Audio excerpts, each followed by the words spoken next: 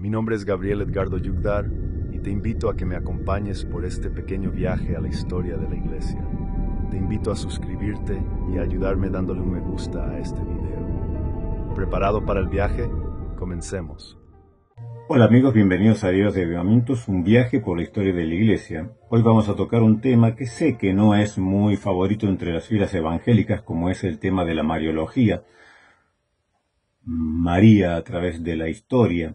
Pero me parece un tema que bastante interesante si nos remontamos a la pregunta ¿y qué pensaban en el siglo I y II acerca de María?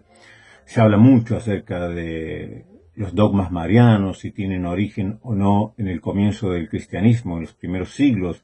Se utiliza mucho a Ireneo de Lyon para decir que ya en ese entonces había una cierta devoción o que los dogmas marianos ya estaban latentes y que se creía lo mismo que ahora, ¿no? Que es sobre todo mi debate continuo, cuando nos dicen que nosotros tenemos que asemejarnos y tener la misma doctrina que tenía la iglesia primitiva, la de los primeros siglos, y los católicos romanos nos dicen que nosotros tenemos que creer lo mismo que creía Roma. Como Ireneo mismo de Lyon decía que la iglesia del mundo tenía que estar, las otras sedes tenían que estar también en concordancia con Roma, con esta gran iglesia que tenía una preeminencia muy importante en los primeros siglos. Y entonces yo hago siempre la misma pregunta, bueno, ¿la iglesia de Roma del siglo II es la misma iglesia de Roma del siglo XXI? ¿Quiénes se aproximan más a lo que creían la iglesia de Roma en los primeros siglos? ¿Los evangélicos o los católicos romanos? Pues para respondernos entonces esa pregunta es necesario viajar hasta ese entonces y analizar, en el caso de María, qué creían en el siglo I y II, qué creía Ireneo de Lyon, Justino Mártir, que son los personajes padres de la iglesia más característicos de esta época, Ignacio de Antioquía. Bueno, pero para considerar en estos siglos, sobre todo vamos a ver en el segundo, tenemos que analizar que el cristianismo se enfocaba, y todos estos padres de la iglesia, Ireneo de Lyon, Ignacio de Antioquía, Justino Mártir, luchaban específicamente, sobre todo, contra las filas del gnosticismo, para purgar a su vez a la misma iglesia de esta corriente que se había infiltrado en la iglesia, de esta herejía gnóstica y que estaba trastocando lo que era la iglesia, el mundo cristiano de entonces. A ver, veamos algunos maestros importantes del gnosticismo.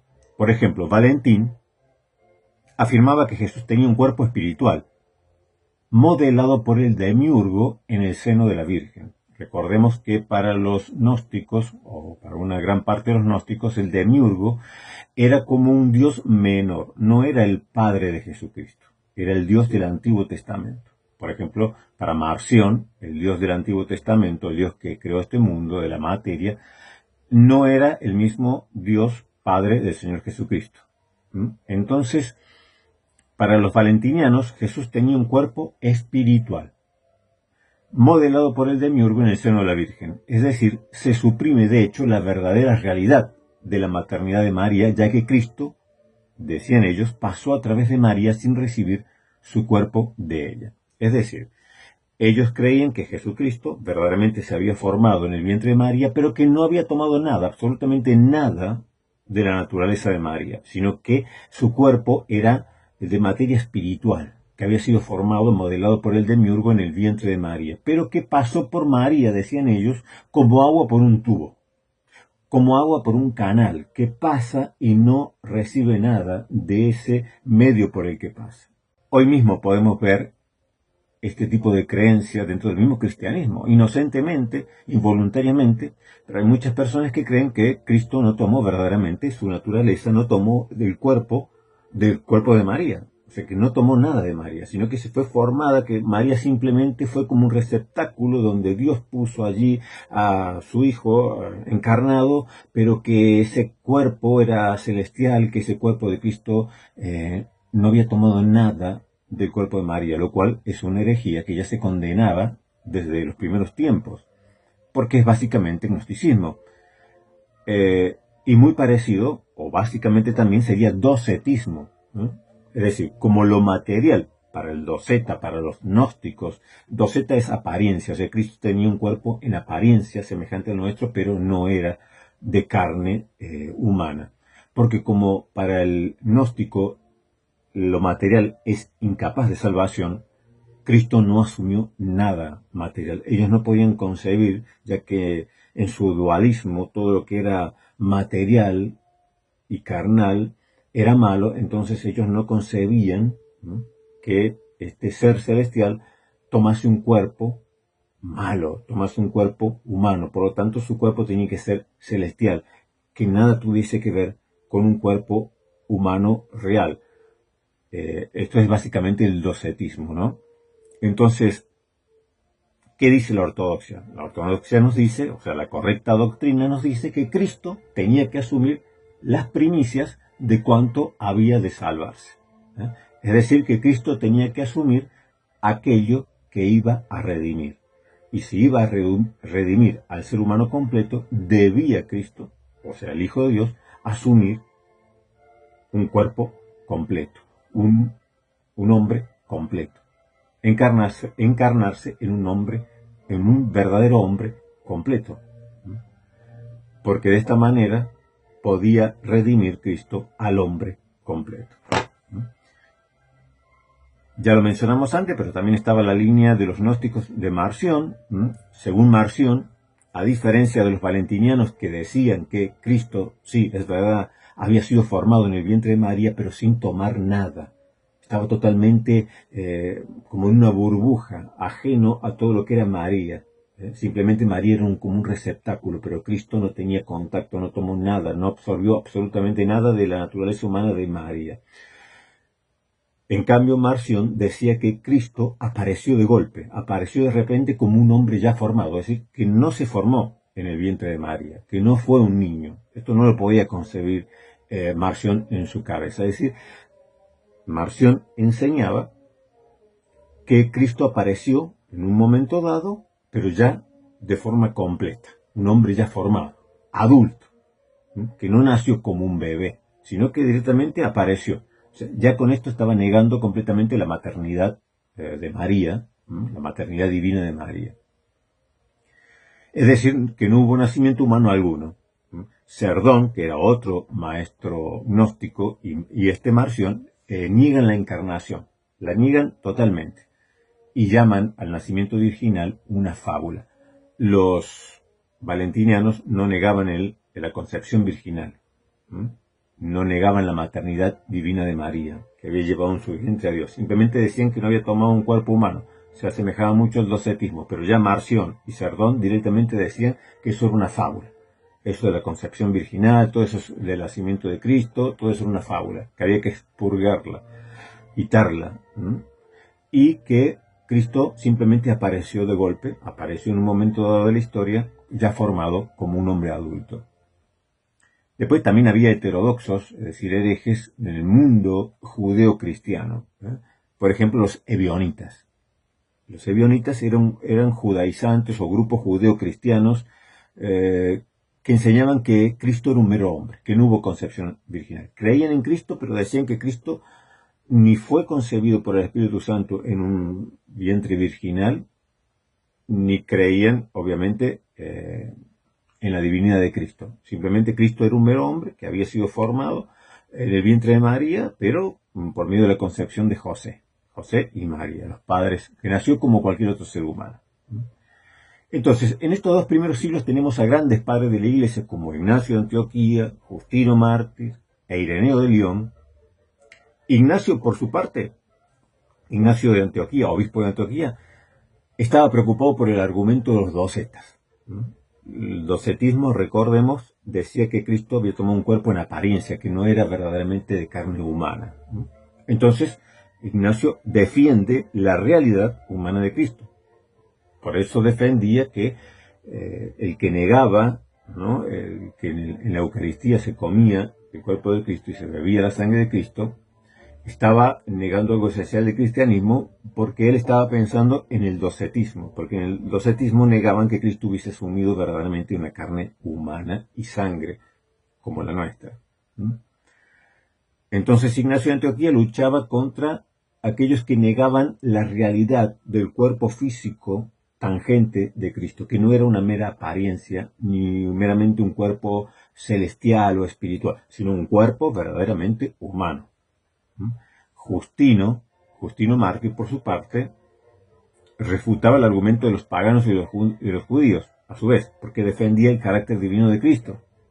Recordemos que los judíos y los paganos y la mezcla, por ejemplo, como dijimos recién, los silvianitas, negaban la divinidad de Cristo. Entonces, para Justino era muy importante el carácter divino de Cristo. No era un mero hombre, sino que era Dios hecho hombre.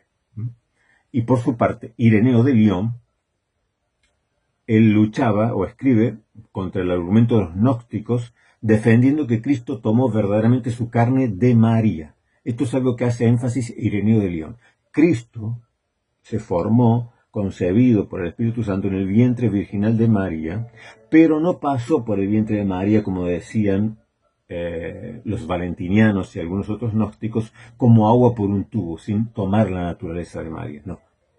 El Hijo de Dios se encarnó tomando de María la naturaleza humana, un verdadero cuerpo humano. Podemos leer, por ejemplo, ahora en Ireneo de Lyon, vamos a seguir leyendo algunos pasajes de su famoso libro Adversus Hereses. Yo quería aclarar que este estudio lo voy a basar totalmente y completamente en un libro, en este libro de la editorial Bach. El autor es de Aldama, José Antonio de Aldama, que es un catedrático católico romano especialista en mariología, es mariólogo, ¿no? Es decir, este libro es completamente católico, romano, aprobado obviamente por la Iglesia Católica. Ya saben ustedes que la Bach están muy afines, casi todos sus libros, eso es completamente, digamos, dentro de la ortodoxia, se mueven mucho, o al menos hasta hace un tiempo se movían mucho dentro de la ortodoxia. Este es un libro ya que tiene su tiempo, pero es un catedrático especialista en mariología, católico romano. Así que no voy a hablar desde la perspectiva del protestante, sino de la perspectiva tomando textos y tomando el pensamiento de estos mariólogos. Es un libro muy interesante, es un libro muy bueno, que no está hecho para, digamos, de fácil lectura. Está hecho para personas que tengan un cierto conocimiento, para mí demasiado complicado en el sentido de que las citas de los padres de la iglesia las ponen en los idiomas originales, es decir, ponen cita en griego, ponen citas en latín, ponen cita, hasta en alemán, en francés. Parece que el que tuviera que leer este libro debería ser políglota, saberse varias lenguas. Así que para trabajar con este libro tengo que estar al lado con el libro de Ireneo de Lyon, por ejemplo, el de Adversus Hereses contra los herejes, ¿no? Porque las citas en este libro católico romano las da directamente en griego sin la traducción. Así que hay que buscar la traducción aparte. Pero, ya les digo, es un libro de cátedra. Es un libro de cátedra sobre mariología. Dice Ireneo de Lyon en Adversus Hereses, en el libro quinto, en el capítulo 1, por lo demás, hemos manifestado que es lo mismo decir que él se ha mostrado de una manera aparente que decir que no ha recibido nada de María, porque no hubiera tenido él realmente ni la sangre ni la carne por las que nos ha redimido si no hubiera recapitulado en sí la antigua plasmación de Adán. Por tanto, son vanos los valentinianos que enseñan esta doctrina, a fin de excluir de la carne la vida y rechazar la obra modelada por Dios. Aquí Ireneo de Lyon está combatiendo a los valentinianos y a los docetistas que decían que Cristo no había tomado de María la carne humana. Dice después Ireneo, también en su mismo libro, Adversus Hereses, en el libro 3, capítulo 21, 7, su venida al mundo ha tenido lugar sin el concurso de manos humanas, es decir, de hombres. Dicho de otro modo, sin intervención de José, siendo María la única que ha cooperado a la economía, es decir, a este plan salvífico de Dios. Porque esta piedra viene ciertamente de la tierra, pero ha sido establecida por el poder y el arte de Dios. ¿Mm? Aquí está luchando también contra los ebionitas, que habíamos dicho, estos judeos cristianos o judeos conversos que creían que Cristo sí era un enviado de Dios, pero no creían que Cristo fuese Dios encarnado y tampoco creían en la concepción virginal. También dice Ireneo, en el libro 3, en el capítulo 22, de lo contrario sería superfluo su descenso a María.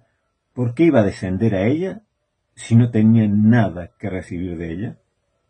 Aquí está un argumento obviamente coherente, ¿no? Es decir, ¿por qué Cristo se iba a encarnar como hombre en el vientre de María si no iba a tomar nada de ella? Para eso hubiera aparecido, como decía Marción, de golpe, aparecer allí, ya como hombre formado, como adulto, y comenzar a predicar.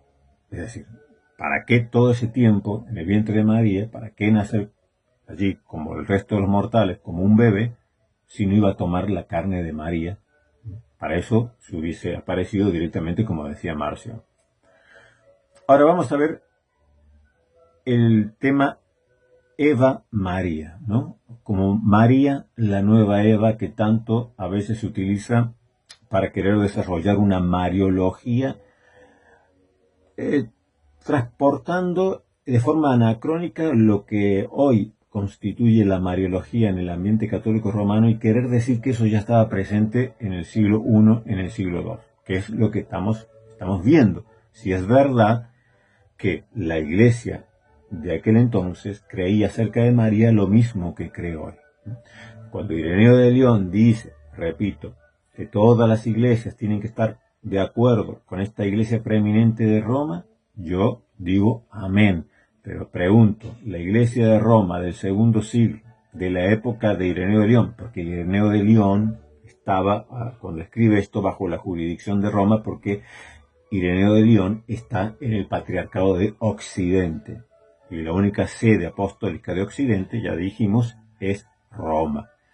Así que esta iglesia de Roma, bajo la cual estaba supeditado Ireneo de León por pertenecer a la sede de Occidente, ¿creía sobre María lo mismo que cree hoy la iglesia en el siglo XXI? Pues esa es la respuesta que estamos buscando. ¿Qué decía este otro gran padre de la iglesia, Justino Mártir? Vamos a leer un poquito en sus diálogos. En el capítulo 100, dice, teniéndolo descrito en las memorias de sus apóstoles como hijo de Dios y llamándole hijo suyo, comprendemos que no solo procedió del Padre antes de todas las criaturas por su poder y voluntad, sino que se hizo hombre por medio de la Virgen, a fin de que, por el camino que empezó la desobediencia venida de la serpiente, por ese camino también se destruyese. Eso es también la recapitulación de la que hablará Ireneo de León.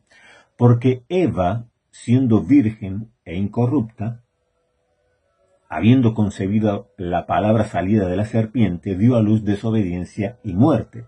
Y María, la Virgen, habiendo concebido fe y alegría al darle al ángel Gabriel la buena nueva de que el Espíritu del Señor vendría sobre ella y el poder del Altísimo la cubriría con su sombra, por lo que también lo engendrado en ella santo sería hijo de Dios, respondió, hágase para mí según tu palabra. Y de ella nació aquel de quien hemos demostrado hablaron tantas escrituras, por quien Dios destruye la serpiente con los ángeles y hombres que se le asemejan, mientras que libra de la muerte a quienes se arrepienten de sus malas acciones y creen en él.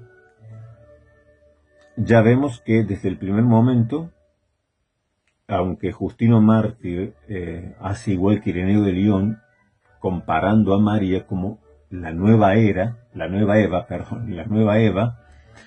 sin embargo, deja bien claro que por quien Dios destruye la serpiente es Cristo.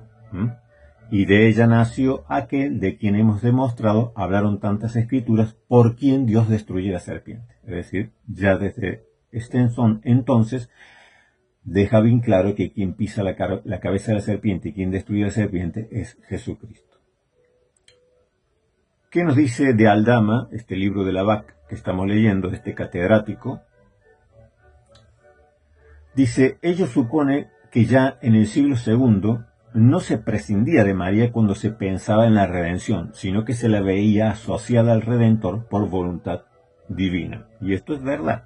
Es decir, cuando Ireneo de Lyon habla de la recapitulación, cuando Justino Mártir también enfoca esto de la recapitulación como Cristo, el nuevo Adán, María, la nueva Eva, en este plan de salvación ellos tienen una visión panorámica, no dejan a María fuera, porque ellos no están enfocándose en María, están enfocándose en Cristo. Si les prestamos atención, están haciendo cristología, y en esta cristología obviamente no se puede dejar a María fuera, porque en ella, y por un milagro, es concebido por obra del Espíritu Santo Jesucristo. Es muy importante, esta concepción y este nacimiento virginal es muy importante para la teología de Justino y de Ireneo de Lyon, que están recapitulando la historia. Dice más adelante, este autor, José Antonio de Aldama, tenemos así ya en el siglo II situada a María dentro del plan salvífico de Dios. Naturalmente, para San Justino, aquí y siempre, es Jesús, Dios hombre, quien destruye la obra del demonio y quien libra de muerte. Repito, esto lo dice este catedrático católico romano, especialista en Mariología. Naturalmente, para San Justino, aquí y siempre, es Jesús, Dios hombre, quien destruye la obra del demonio y quien libra de la muerte.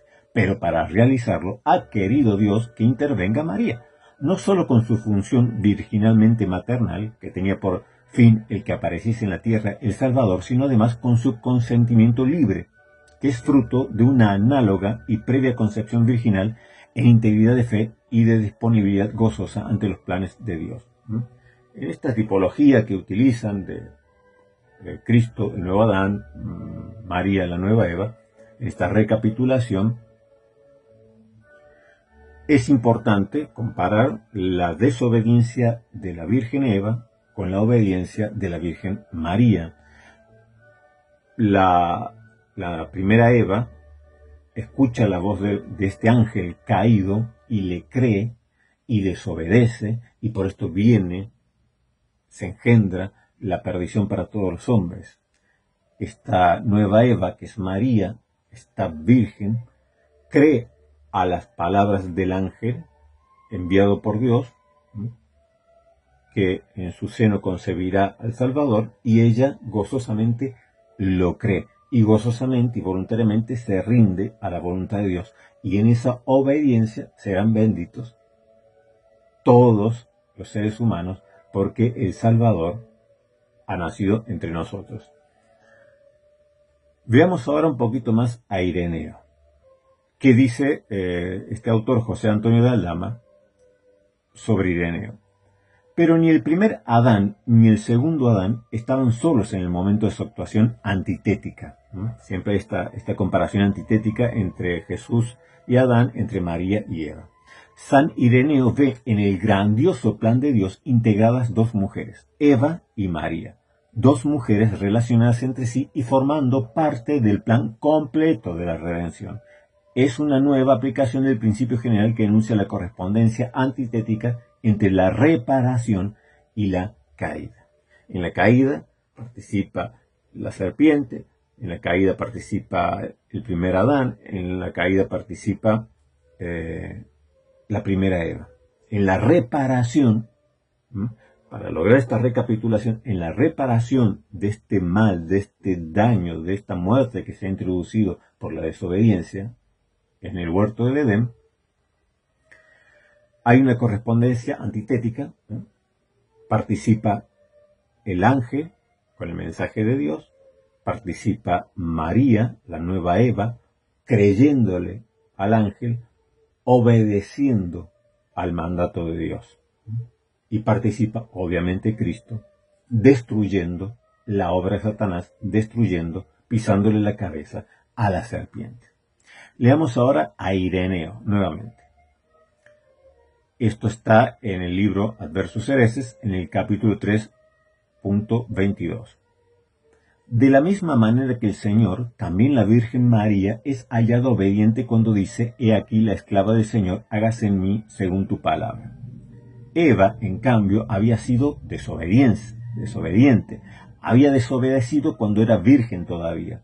Porque así como Eva, teniendo a Adán por esposo, siendo virgen todavía, y de la misma manera que Eva, desobedeciendo, vino a ser causa de muerte, tanto para sí como para todo el resto del género humano.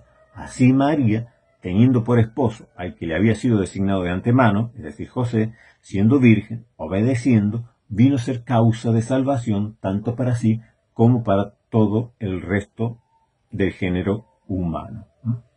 Tengan siempre presente que Ireneo de Lyon está haciendo una cristología, pero está viendo toda la historia de la humanidad, está haciendo una recapitulación, está teniendo una visión panorámica. Entonces, en esta visión panorámica no puedes dejar afuera, en la historia de la caída y de la salvación, de esta recapitulación de la caída y de la reparación que se produce en Cristo, tienes que tener en cuenta la serpiente, Eva, cómo le crea a la serpiente, cómo desobedece, cómo es arrastrado también a Adán y peca, cómo María le cree al ángel enviado por Dios, se rinde a la voluntad de Dios, obedece, concebido en ella por obra del Espíritu Santo, Cristo, quien destruirá a Satanás y será de bendición este nacimiento de Cristo para todo el género humano. Entonces, no hay que perder de vista esto. Es cristología pura lo que está haciendo Ireneo de Lyon y no deja a nadie fuera de esta recapitulación, de este plan de salvación de Dios. Nos dice con respecto a esto este catedrático José de Aldama: la desobediencia de Eva se destruye por la obediencia de María y el pecado de Adán se corrige por la acción de Cristo. Una virgen deshace la desobediencia de otra virgen y la transgresión del árbol queda destruida por la obediencia de la cruz. Nótese que se trata siempre de la misma obra de la reparación por parte de Cristo y de María, como se trata de la misma ruina introducida en el mundo por Adán y por Eva.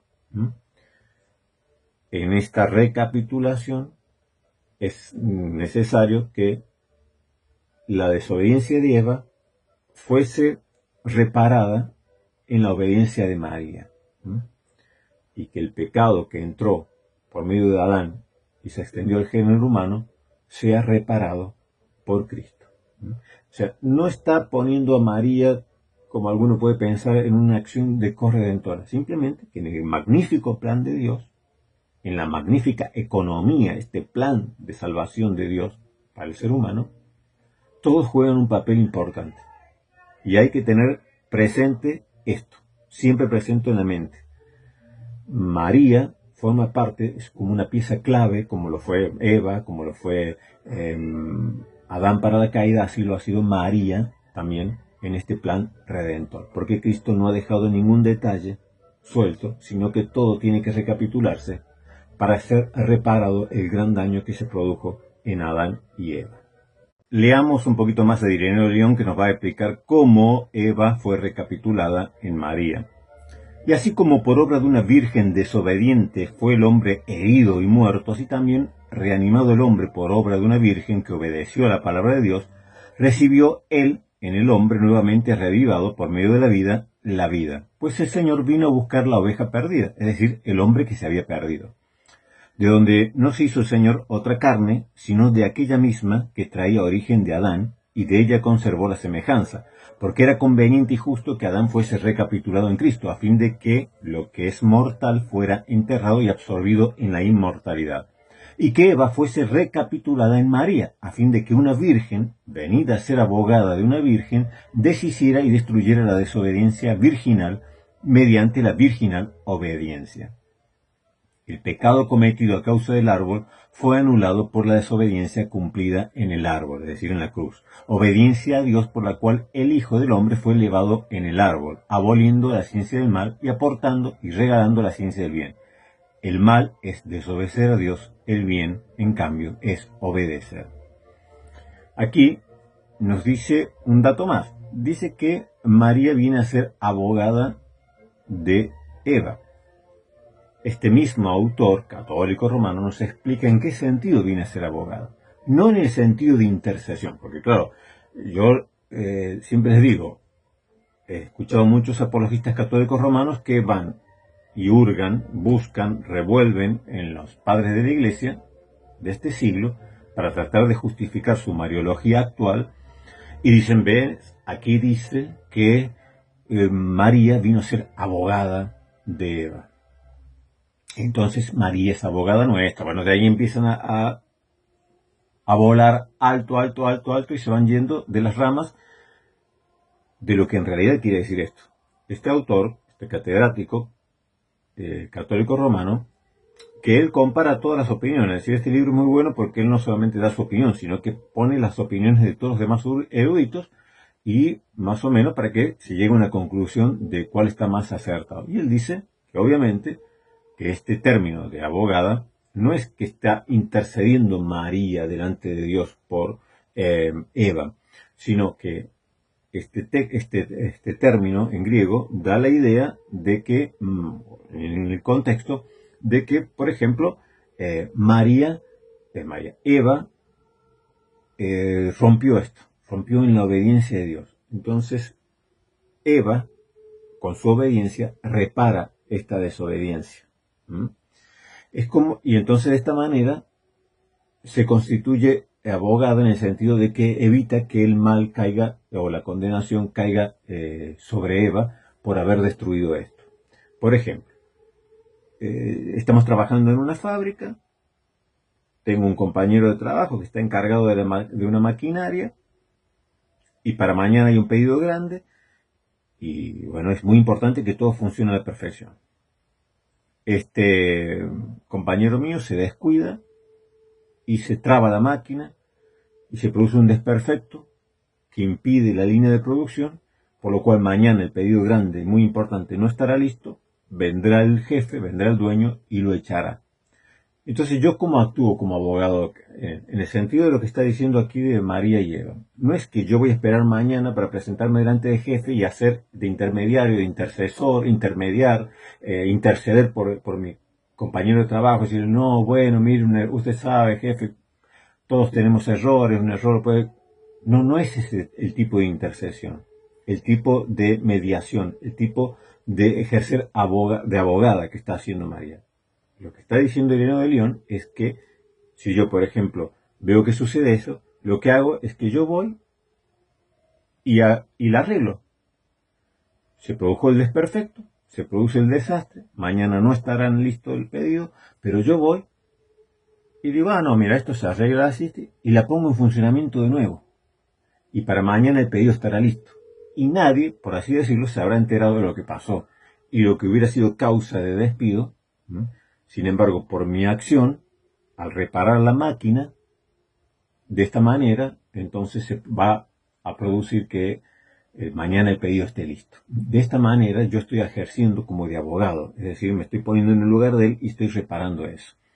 Esta es la idea que da Ireneo de León. Por eso dice este autor católico romano que no es la idea de abogada como intercesora, simplemente abogada porque por medio de la obediencia, ella obedece, se repara el daño anterior. Y de esta manera el plan de Dios sigue su curso. Nos dice con respecto a esto el autor José Antonio Aldama, San Ireneo no dice solamente que María es la defensora de Eva, sino que lo es precisamente por su obediencia. No es que haya intercedido por ella, que haya salido por ella, que haya hecho valer algunos méritos suyos a favor de Eva. Es sencillamente que ha realizado lo contrario de lo que hizo Eva, y de ese modo ha destruido su obra, ha deshecho el nudo trabajando en sentido contrario, por lo cual ha conseguido rectificar también las funestas consecuencias de la desobediencia de Eva. Y eso es una verdadera defensa. Eva ya no se podrá condenar como culpable de la ruina del género humano, porque esa ruina se ha conjurado gracias a la obediencia de María. Ya hemos visto, sin embargo, que la acción de María difícilmente podría entenderse de una intercesión a favor de Eva personalmente considerada. Es decir, aquellos católicos romanos que toman este texto, esta palabra de Ireneo de León, diciendo que María se constituyó en abogada de Eva, y dicen, ¿ves? Es que María es abogada nuestra. No tiene nada que ver esta palabra, este término en este contexto con una intercesión o una aplicación de méritos propios en favor de alguien. No, simplemente Eva escuchó la voz de la serpiente, desobedeció. Quedó atada a la humanidad al pecado. Se rompió. María escucha la voz del ángel enviado por Dios y obedece. Y de esa manera, aquello que había pasado con Eva, ahora hay una restauración. Simplemente esto es hacer de abogada. Ahora, vamos a ver un poquito acerca de otro texto un poco complejo, que es de Génesis 3:15, que muchos católicos romanos, bueno, está la disputa, ¿no?, de quién es el que le pisa la cabeza a la serpiente. Vamos a ver que si es que se malinterpretó Ireneo de Lyon, si es que Ireneo de Lyon dice que la serpiente es aplastada por María, ¿será verdad que dice eso Ireneo de Lyon? Dice en Adversus Hereses, en el libro 3, capítulo 23, dice Ireneo: por esta razón puso enemistad entre la serpiente y la mujer y su descendencia, quedando ambas partes al acecho una de otra. La una era mordida en su talón, pero era capaz de pisotear la cabeza del enemigo, mientras que la otra mordía y mataba, impidiendo la entrada del hombre en la vida, hasta que llegara la descendencia, predestinada para pisotear su cabeza. Esto se realizó cuando dio a luz María, de cuyo fruto, dijo el profeta, caminarás sobre el áspid y el basilisco y pisotearás al león y al dragón. Es decir, cuando se cumple este protoevangelio, digamos, cuando se cumple esta promesa de Génesis 3:15, cuando dio a luz María, de cuyo fruto, es decir, de Jesús, es que se dice que caminará sobre el áspid, es decir, pisará a la serpiente, al basilisco, pisotearás al león y al dragón. Vuelve a decir Ireneo de Lyon, más adelante, en el libro 5, en el capítulo 21, recapitulando todas las cosas, Cristo fue constituido cabeza, declaró la guerra a nuestro enemigo y destruyó al que en el comienzo nos había hecho prisioneros en Adán, aplastando su cabeza, como está escrito, como está en el Génesis, que Dios dijo a la serpiente: pondré enemistad entre ti y la mujer, y entre tu descendencia y la suya, ésta acechará tu cabeza, y tú acecharás a su calcañar. Estaba predicho, pues, que aquel que tenía que nacer de una mujer virgen y de naturaleza semejante a la de Adán, tenía que aplastar a la cabeza de la serpiente. Por eso, no es correcto decir que Ireneo de Lyon afirmaba que era María la que iba a pisar la cabeza. En ningún momento. Lo deja bien claro. Lo dice ahí: Cristo fue constituido cabeza, declaró la guerra a nuestro enemigo y destruyó al que en el comienzo nos había hecho prisioneros en Adán, aplastando su cabeza. ¿Quién? Cristo. Cristo. Y abajo lo dice, en el último párrafo dice: estaba predicho, pues, que aquel que tenía que nacer de una mujer virgen, ¿quién es aquel? Cristo, tenía que aplastar la cabeza de la serpiente, como estaba en Génesis 3:15. Es decir, Ireneo de Lyon, si después lo han malinterpretado, si después han tergiversado lo que ha dicho, bueno, es otra cuestión, pero lo deja muy, muy clarito. Aquí lo tenemos en el libro 5, en el capítulo 21, que Cristo era el que había de pisarle la cabeza a Satanás, a la serpiente antigua. No deja ninguna duda de quién es el que le aplasta la cabeza.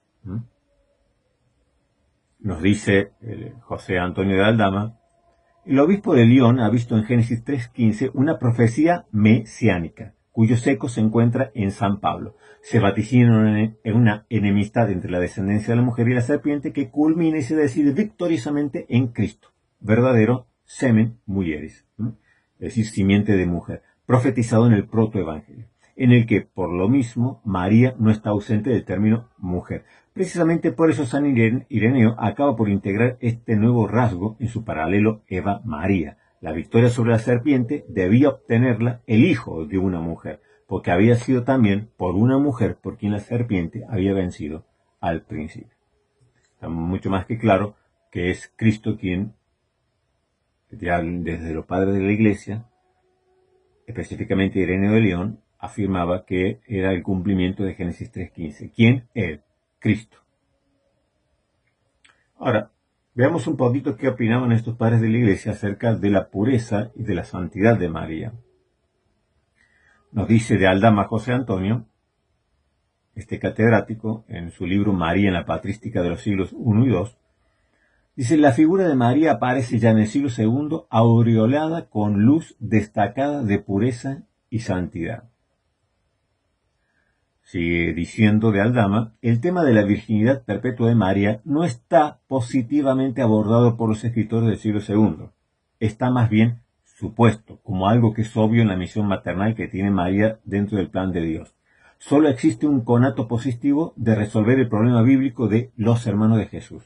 O sea, hay un intento, sí, efectivamente positivo, de resolver el problema bíblico que había acerca de los hermanos de Jesús, dándolos por hijos de José en un matrimonio anterior.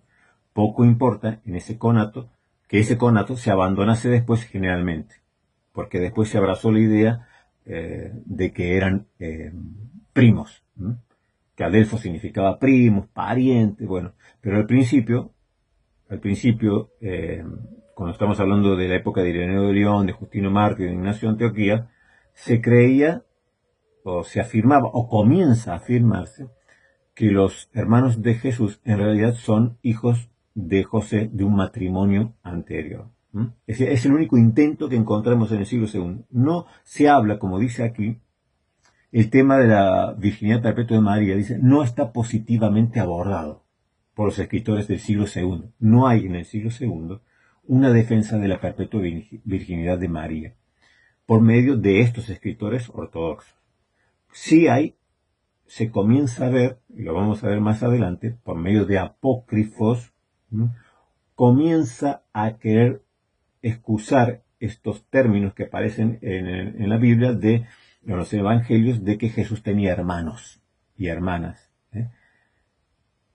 El primer intento que hay para justificar esta expresión de que Jesús tenía hermanos es decir que pertenecían a un matrimonio de José anterior, que José era viudo, pero que luego se abandona. Es decir, Oriente, las iglesias orientales siguen creyendo y siguen enseñando esto. Para ellos la tradición es que los hermanos de Jesús son hijos de un matrimonio anterior de José, mientras que en Occidente, bajo la Iglesia Católica Romana, se abrazó la idea de que los hermanos de Jesús eran primos. Pero esta, digamos que sería más antigua. Ya comienza en el siglo II la defensa de que María en realidad no tuvo más hijos. Pero no por parte de los escritores ortodoxos. Recuerden esto, no hay ningún interés en Ireneo de León defender una supuesta perpetua virginidad de María, en absoluto. Lo vamos a ver más adelante. Porque todo esto de defender la perpetua virginidad de María y magnificar a María de una manera más allá de lo que hemos estado viendo, es decir, para recapitular un poquito, San Justino Mártir, Ireneo de León estaban enfocados en combatir al gnosticismo, presentando una cristología fuerte. Para presentar una cristología fuerte, Ireneo de León sobre todo muestra una visión panorámica de este plan de salvación de Dios para la humanidad, de este plan, esta economía de Dios, plan de salvación hacia la humanidad, y no deja ningún cabo suelto. Aquí tienen que participar todos. La serpiente, que es el ángel caído, el ángel Gabriel, que es el ángel enviado por Dios, Eva, que escucha al ángel y desobedece, el ángel caído a la serpiente y desobedece, María, que escucha al ángel y obedece, ambas son vírgenes. En el momento de la desobediencia de Eva era virgen, en el momento de la obediencia de María era virgen. Estaba Adán, que como primer Adán desobedece y entra el pecado en el mundo, la corrupción, la muerte, la condenación, y está el nuevo Adán, quien recapitula toda la historia, recapitula a Adán restaurando, resolviendo este conflicto, solucionando este problema que se había creado en el huerto de Edén. Entonces, para Ireneo de León, todo es un plan que ya está perfectamente delineado y él trata de ponerlo así en una panorámica, pero siempre de manera cristológica. No encontrarás en Ireneo de León una exaltación de María, sino siempre cristología pura. Ireneo de León, cuando habla de tipología de María como la nueva Eva, no es para exaltar la figura de María y que María intercesora, María corredentora. Si tú quieres manipular los textos, los puedes hacer, lo hacen muchos apologistas católicos romanos, pero como hemos leído, es muy claro, y como bien dice este autor, no hay en la mente de Ireneo de León otra cosa más que la cristología que pone. Cuando habla si María es abogada de Eva, no está poniendo que María intercede por Eva delante de Dios o que los méritos de María, simplemente es que Eva desobedeció en el momento, en el punto histórico que le tocaba decidir, libre y voluntariamente desobedeció. Y María, en el momento histórico en que Dios la puso, tenía que decidir, libre y voluntariamente obedeció a Dios. Cada cosa en su lugar. Pero quien pisa la serpiente de Satanás, lo deja bien claro, quien pisa la cabeza de Satanás, lo deja bien claro Ireneo de León, es Jesús. Y todo lo centra Ireneo de León en Cristo, es la cristología. ¿Por qué defiende la virginidad de María? Ireneo de León y los padres de la Iglesia del segundo siglo no defienden la perpetua virginidad de María, no tocan este tema, no les interesa. Ellos lo que defienden ante los gnósticos es que María concebió verdaderamente, siendo virgen, por obra del Espíritu Santo. Eso sí lo enfatiza, es muy importante. Es muy importante que no nació Cristo de varón, sino que nació por obra del Espíritu Santo en el vientre virginal de María. Eso es ortodoxia y eso lo defienden los padres del segundo siglo. Defienden la obediencia de María y que por medio de la obediencia de María se soluciona este conflicto que se armó por la desobediencia de María, pero quien hace todo esto, la obra de salvación, es Cristo. No encontrarás algo acerca de la Inmaculada Concepción en el segundo siglo, en Ireneo de León. No tienen ni la más mínima preocupación por defender algo como esto. No encontrarás allí nada acerca de la Inmaculada Concepción de María, ni de la ascensión de María, ni de la perpetua virginidad de María. Esto lo encontrarás en los apócrifos.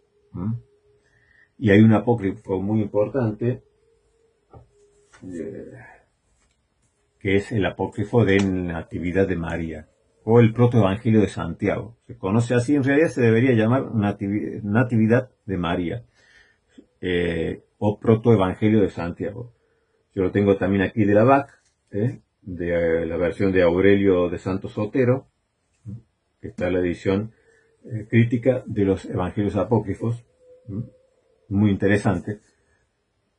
Nos dice de Aldama, José Antonio, el autor que estábamos tratando, dice: en el notable escrito que suele llamarse Protoevangelio de Santiago, pero cuyo verdadero título es Natividad de María, tenemos la obra mariana más antigua conocida hasta el presente, porque realmente es María el verdadero centro de atención de la obra. Aquí hago un paréntesis. Si ustedes se fijan en todo lo que hemos venido hablando acerca de Ireneo de León y de los padres del segundo siglo, el centro de atención de sus obras, de las obras de Ireneo de León, de Justino Mártir y de Ignacio de Antioquía, es Cristo, es Cristo. Si mencionan a María es porque María ocupa obviamente un puesto dentro de este plan, de esta economía de salvación que Dios ha hecho. Pero no hay una idea de María corredentora, de María intercesora de todas las gracias, de María abogada nuestra. No, es cristología pura. Cristo es el centro. Pero surge una obra mariana para llenar los huecos que había en los evangelios. Los evangelios hablan muy poco acerca de María. Y ya ni qué hablar Pablo, Pedro, Juan, luego en sus epístolas, no hablan nada de María. Entonces había que llenar ese hueco. Y ya vemos que temprano comienza esa preocupación. Sigamos leyendo. Porque realmente es María el verdadero centro de atención de la obra, que pudiera por lo mismo situarse en un género literario hagiográfico. Es este un escrito al que se concedió extraordinaria autoridad en la literatura patrística. La obra entera, incluso con los capítulos últimos que se creían posteriores, existía ya en el siglo III al menos. Es apócrifo porque se atribuye su autoría a Santiago el Menor, es decir, al hermano de Jesús, y se le atribuye diciendo que este Santiago es hijo de José de un matrimonio anterior. Así que por eso es un apócrifo, porque se le atribuye que lo escribió Santiago el Menor. Pero ya a finales del siglo III después del 250, ya puede que esta obra ya haya estado circulando. Los criterios externos dada la unidad literaria de la obra nos llevan más bien a la segunda mitad del siglo II. ¿Ves cómo depende, cómo lo miren? Algunos lo sitúan a finales del siglo II, otros a mediados del siglo III, otros a finales del siglo III y principio del IV. Lo que sí es claro es que es muy temprana la obra. Es uno de los apócrifos más tempranos. Y sobre todo es un apócrifo mariológico. Nos sigue diciendo de Aldama José Antonio, esta primera monografía mariana de la segunda mitad del siglo II, es decir, ya de la época en que estaba Ireneo de León, que tanto influyó o que tanto influjo había de tener en los escritos de los padres y en la vida litúrgica de la Iglesia, está evidentemente concebida como un himno de gloria a la virginidad de María. Es importante lo que dice aquí. Este apócrifo, muy temprano, que algunos lo sitúan, como dijimos, a mitad del siglo II, otros lo sitúan a partir del 250, es muy importante porque este apócrifo influyó muchísimo. Es decir, en los evangelios y en las cartas paulinas, en las cartas de Pedro, en las cartas de Juan, se habla muy poco acerca de María. Muy elemental. Hay un vacío, hay un hueco, que para la piedad popular no logra llenar el evangelio. Ireneo de León, Justino Mártir, Ignacio de Antioquía, si bien, como vemos, hablan de María la nueva Eva, sin embargo no tocan nada acerca de María, no nos hablan acerca de su vida, no nos habla acerca de una santidad de María que, digamos, inmaculada desde la concepción. No nos habla Ireneo de León de una ascensión de María al cielo, no nos habla de María como intercesora o mediadora de todas las gracias, de toda la humanidad. No, simplemente la coloca en el puesto importante que tiene dentro del plan salvífico de Dios. Entonces, la piedad popular necesitaba algo más fuerte, que hablase de María, que llenase todos estos huecos que se encontraban en las Escrituras y en los padres primitivos de los primeros siglos. Entonces surge este apócrifo, que tendrá, como dice Aldama, mucha influencia en la liturgia, sobre todo en la vida litúrgica de la Iglesia. Leamos ahora un poquito a ver qué nos dice de Santo Sotero, de la BAC, acerca de ese libro del Protoevangelio de Santiago o de la Natividad de María. Dice, el objetivo fundamental que persigue el autor y que da sentido a todo el escrito no es otro que la exaltación de la figura de María, Madre Virginal de Jesús.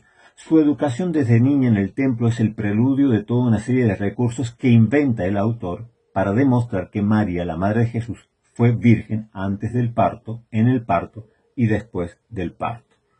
A esto parecían oponerse algunos pasajes de los evangelios canónicos en que se habla abiertamente de los hermanos de Jesús. Estos hermanos, en primer lugar Santiago, el supuesto autor del protoevangelio, no son, según nuestro apócrifo, sino los hijos del primer matrimonio de José.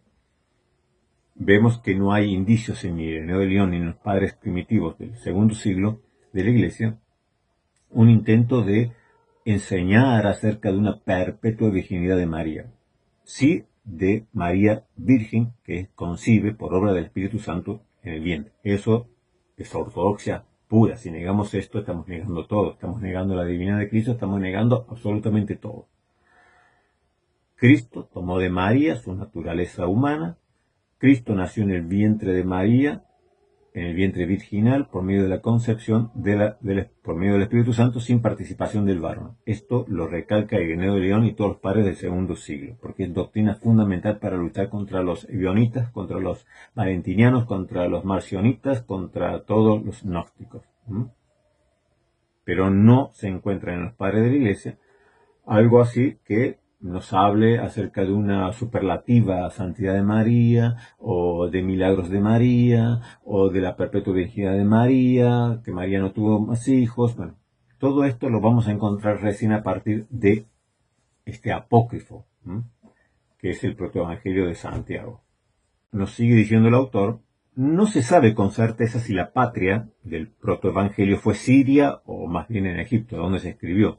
Lo que no admite duda alguna es la extraordinaria aceptación de que ha gozado este escrito en las iglesias orientales, sobre todo, particularmente en el ámbito greco-bizantino. Su texto llegó a ser lectura obligada en las celebraciones litúrgicas.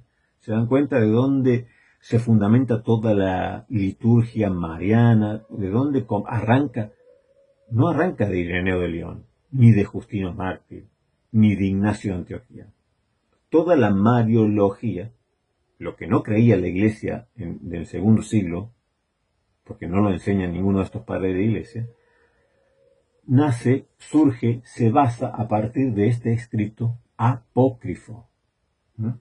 Inventos de alguien que firma como si fuese el hermano de Jesús, el Santiago el Menor, el que lo escribió.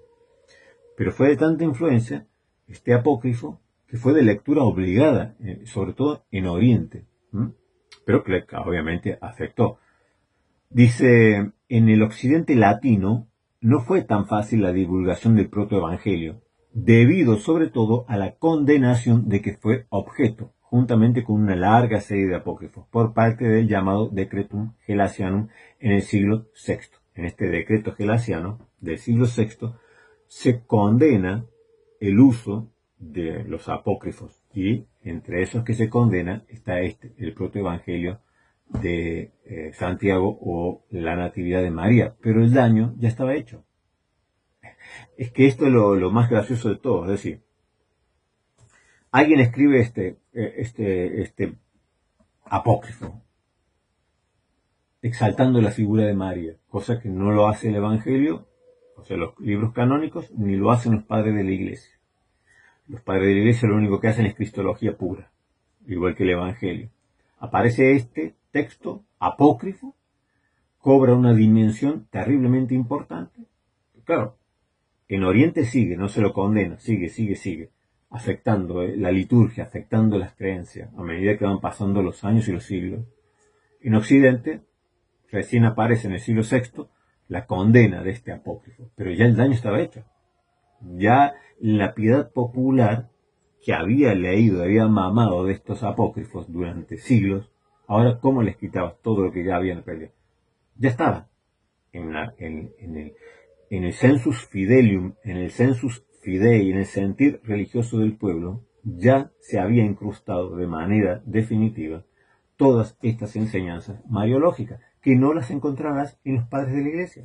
Por eso cuando los apologistas católicos romanos nos quieren tomar de la mano a los evangélicos diciendo ustedes tienen una mala mariología o ustedes no tienen mariología, hay que remontarse a los padres de la Iglesia, hay que creer lo mismo que creía la Iglesia del segundo siglo, como decía Ireneo de León, digo, bueno, vamos a la Iglesia del segundo siglo, vamos a la Iglesia de Roma del segundo siglo y no vas a encontrar tu mariología. Tu mariología, la que tú crees hoy, se fundamenta en esto, en los apócrifos, sobre todo en el apócrifo llamado Protoevangelio de Santiago o Natividad de María. Pero no vas a tomar tu doctrina de Ireneo de León, porque Ireneo de León no está preocupado por María, porque con comparar a María en este plan salvífico como la nueva Eva, no le está atribuyendo ninguna cosa especial a María. Simplemente sí destaca, obviamente, la obediencia de María. Con la obediencia de María se restaura la desobediencia de Eva.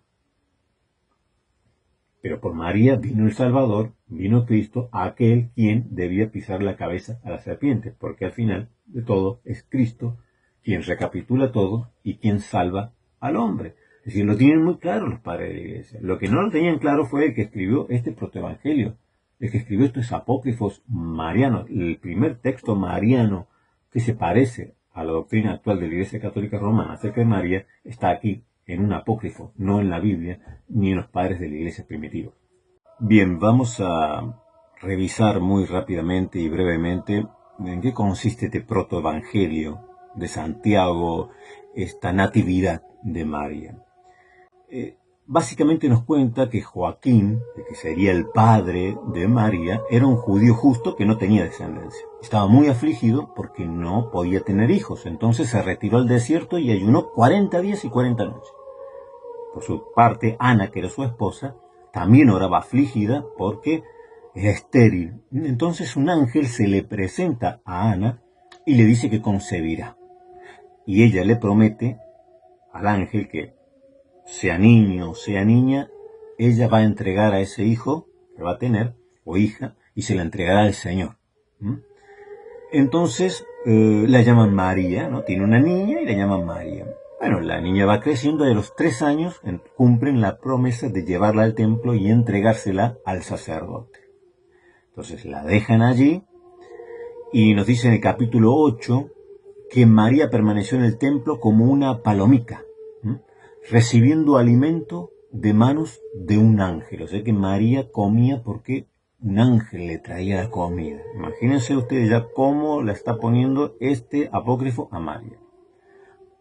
Claro, cuando ya María cumple los 12 años, ya no puede estar más en el templo para que no, obviamente, no contaminara el templo. Entonces los sacerdotes hacen una especie allí de sorteo para ver a quién se la entregarían para que la cuidaran, a esta doncella. Y la suerte le cae a José. Claro, cuando le toca en suerte, ¿qué dice José? Dice, no, yo tengo hijos y soy viejo. Mientras que ella es una niña, no quisiera ser objeto de risa por parte de los hijos de Israel. Y José la tomó bajo su protección. Según este apócrifo, simplemente se la dejaban como protección hasta que cumpliese la edad para casarse. Pero ¿qué pasa? Luego se le aparece el ángel y le anuncia a María que concebirá a Jesús.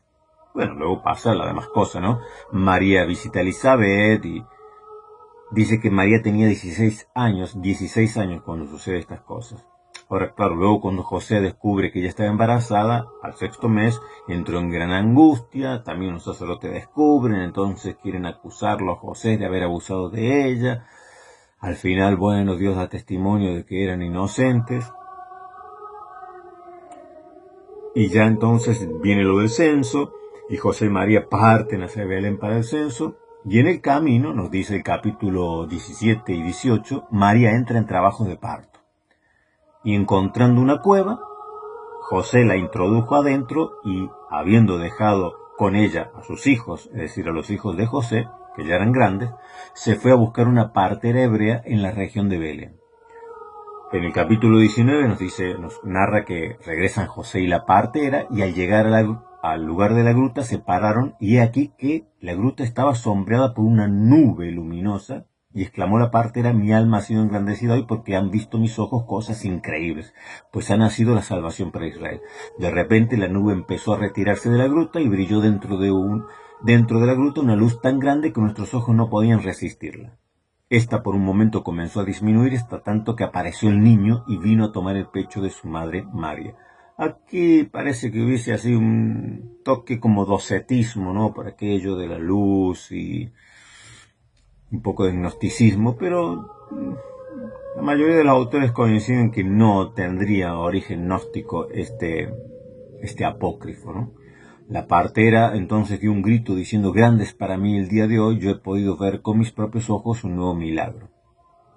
La partera al parecer no intervino para nada, ¿no? Ya cuando ella llega a la gruta ya había nacido Cristo.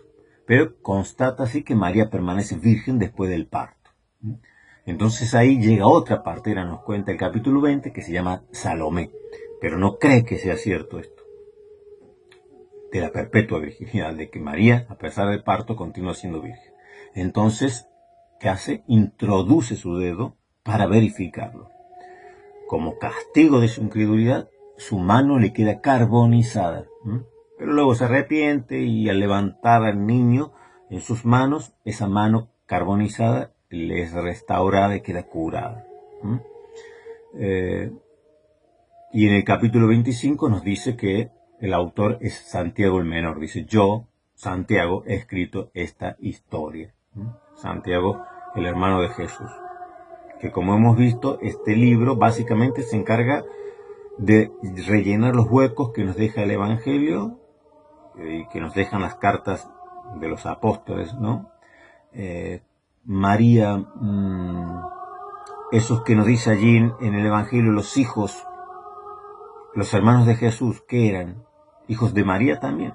Pues aquí este apócrifo se encarga de decir, no, eran hijos de José de un matrimonio anterior, porque José ya era viejito, ¿no? Entonces, de esta manera, también lo que está sosteniendo es la perpetua virginidad de María, ¿no? Que esto está muy, muy preocupado el autor de este apócrifo de no solo exaltar las virtudes de María, que desde pequeñita fue consagrada en el templo, vivía en el templo, así como Samuel cuando era niño, y que un ángel le traía la comida a María. Entonces, todas estas cosas, luego como doncella, la pureza, luego el anuncio del ángel, tiene a Cristo, parece que no participa allí en ninguna parte, era nada, todo es así como muy místico, muy sobrenatural. Bueno, y se constata que María después de parto continúa siendo virgen. Y claro, José era muy viejito, ya tampoco tuvieron más hijos, ¿no? Esto es lo que básicamente este apócrifo trata de rellenar en la historia de María, ¿no? Exaltar la pureza, la castidad, la perpetua virginidad, la santidad de María.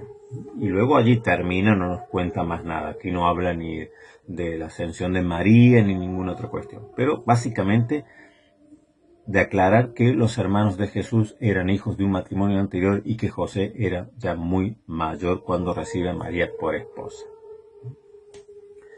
Bueno, este apócrifo o pseudoepígrafe tuvo mucha influencia, como hemos visto, como dicen los autores, tuvo mucha influencia en los siglos posteriores, a pesar de que luego en el siglo VI queda constancia en el decreto gelasiano de que la Iglesia Católica de Roma condena el uso de estos apócrifos, pero como les comenté, ya el daño estaba hecho, ya el sensus fidelium, el sentir religioso del pueblo, ya había asimilado todo lo que enseñaba este apócrifo, y bueno, ya era muy tarde para condenarlo, ¿no? Ahora, vamos ya para cerrar, a ver qué nos dice este catedrático José Antonio de Aldama, el autor de este libro que hemos estado analizando, María en la patrística de los siglos I y II. Dice: el relieve religioso que la figura de María ha ido tomando en la literatura cristiana a lo largo del siglo II, del que son buena prueba los capítulos precedentes, lleva obviamente a poner el problema de su culto. ¿Existe ya en esta época? ¿Existe un culto a María en esta época? ¿Hablamos del siglo II? Naturalmente, no puede tratarse de un culto litúrgico, mucho menos de una fiesta dedicada a María. El problema puede ponerse solamente en relación con una posible veneración de María al margen del culto estrictamente litúrgico. Repito, se pregunta este catedrático, que aparte es mariólogo, es decir, y mariano. No es que una persona que digamos no es mariano. El autor de este libro es un catedrático católico romano, pero que él es mariano.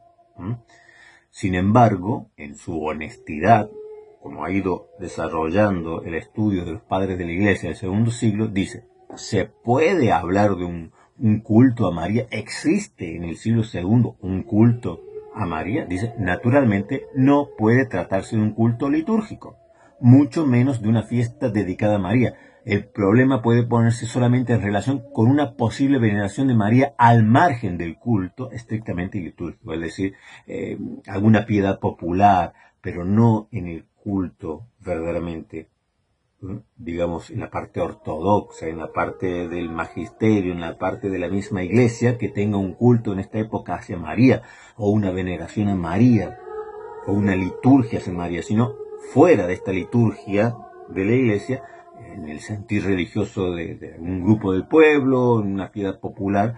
Como ya vemos, este apócrifo va fomentando esto. Pero esto es al margen, estos son apócrifos, esto no forma parte de la ortodoxia, porque esto no está en Ireneo de León, ni en Ignacio de Antioquía, ni en San Justino Mártir. Esto es apócrifo. Pero no termina aquí este autor católico romano, este mariano o mariólogo. Dice: hablar de verdadero culto a María en el siglo II sería anacrónico. repito, hablar de verdadero culto a María en el siglo II sería anacrónico. Señores apologistas católicos romanos, hablar de verdadero culto a María en el siglo II sería anacrónico. Pero es preciso señalar, sí, ya en los primeros pasos de un desarrollo homogéneo que llevará al culto de los siglos posteriores. La figura de María ha adquirido ya, a fines de ese siglo, del siglo II, un relieve religioso que la destaca personalmente. Aquí vimos las dos líneas que luego terminan fusionándose. La línea de los padres de la Iglesia, Ireneo de León, Ignacio de Antioquía, Justino Mártir, y la línea de este sentir religioso que está representado, de este sensus fidelium, de esta piedad popular que está representada por estos apócrifos que comienzan ya a surgir para rellenar los huecos que hay en la liturgia, en los mismos padres de la Iglesia, o en el Evangelio, o en las cartas de los apóstoles acerca de María, que no nos dicen absolutamente nada. Sin embargo, comienzan estos apócrifos a satisfacer esta necesidad, este deseo del pueblo de que tener algo con que aferrarse a esta devoción incipiente, y que se va a ir haciendo mayor hasta que forme verdaderamente un culto a María. Entonces, a finales del siglo II, la figura de María ha adquirido ya, dice a finales de este siglo, un relieve religioso que la destaca personalmente. Es la Madre del Salvador. Eso se encargan de repetirlo una y mil veces estos padres apostólicos. Enfatizar la concepción virginal de María, enfatizar la maternidad divina, porque allí está en juego la ortodoxia de la cristología. O sea, Cristo, no como decían los ebionitas, era hijo de José y de María naturalmente, sino que había sido concebido por obra del Espíritu Santo en el vientre virginal de María. Eso era la ortodoxia que defendía la cristología, porque era preciso defender la divinidad de Cristo contra los ebionitas, por ejemplo, que eran judíos conversos que negaban que Cristo fuese Dios. Es la madre del Salvador, la nueva Eva, asociada al nuevo Adán en la obra de la salvación. Tal es, en resumen, la imagen que se formaba de María en la cristiandad en los siglos I y II. María, dentro del plan divino de la salvación, en función directa de Jesús, que es Dios Salvador, se mueve esencialmente entre dos coordenadas: la maternidad virginal y la participación activa como nueva Eva junto al nuevo Adán en la recapitulación de la historia humana, que es la salvación traída al mundo por Dios. Vemos un énfasis muy grande, tanto en Justino Mártir e Ireneo de León, en acentuar la maternidad virginal.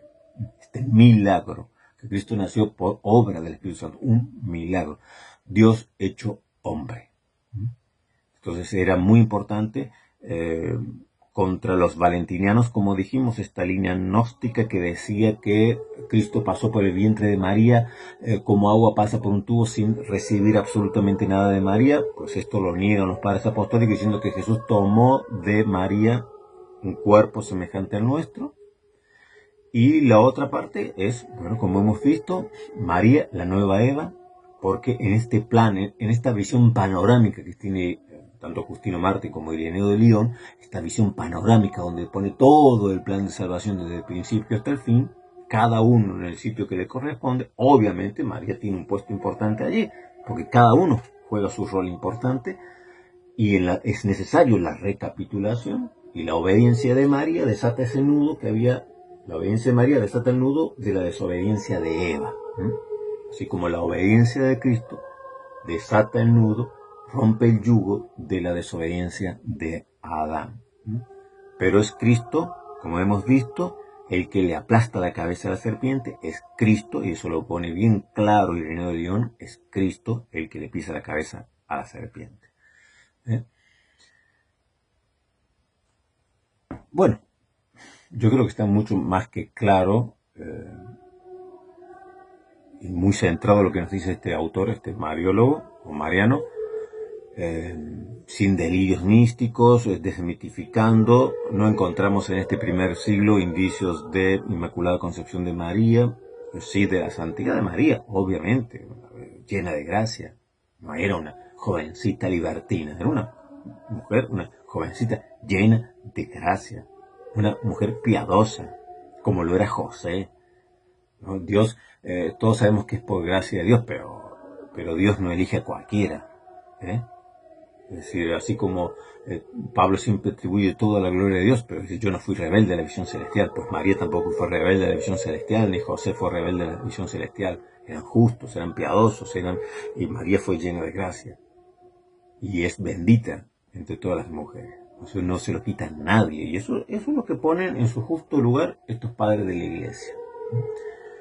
Todo lo demás, toda esta corriente mariológica que, como él dice, en el siglo I, en el siglo II, no encontramos culto a María. Sería anacrónico atribuir lo que hoy, en el siglo XXI, se conoce, o el católico ve acerca del culto a María y se piensa que eso era en el siglo I, en el siglo II. No, eso es anacrónico.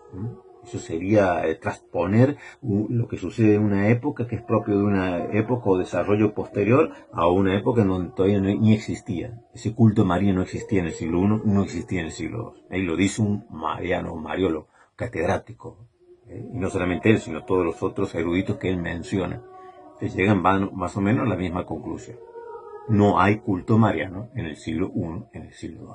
Es todo un desarrollo posterior que se nutre y se retroalimenta de este apócrifo temprano, muy temprano, de los más tempranos, que ya a mediados del siglo II, que es el protoevangelio de Santiago o Natividad de María, que viene a rellenar todos esos huecos que nada hablan los padres de la iglesia ortodoxos y nada habla el evangelio y los apóstoles. Bueno, por lo demás, espero que haya sido bastante claro, que les haya sido de provecho este estudio.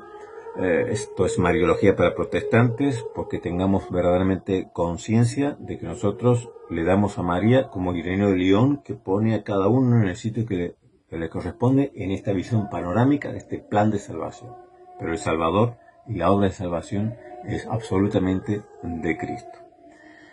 Bueno, que el Señor los bendiga y nos reencontramos en el próximo viaje por la historia de la iglesia. No se olviden de darle like, de suscribirse, de apoyar este trabajo que lleva mucho esfuerzo, que hacer toda esta preparación para compartirlos, para que, bueno, porque son libros pesados que hay que estar horas y horas leyendo y haciendo resúmenes y luego tratar de ponerlo de una manera entendible al alcance de las personas para que de esta manera pueda ahorrarse el tiempo y no tengan que leer a lo mejor todos estos libros que a veces son un poco tostones, pero la esencia y el resumen yo se los dejo para que les sea de provecho en estos temas que a veces son un poco complicados ponerse a estudiarlos por cuenta propia, pero les agradezco entonces que colaboren con su like y suscribiéndose al canal. Nos reencontramos cuando ustedes quieran, cuando ustedes dispongan, en un nuevo viaje por la historia de la iglesia.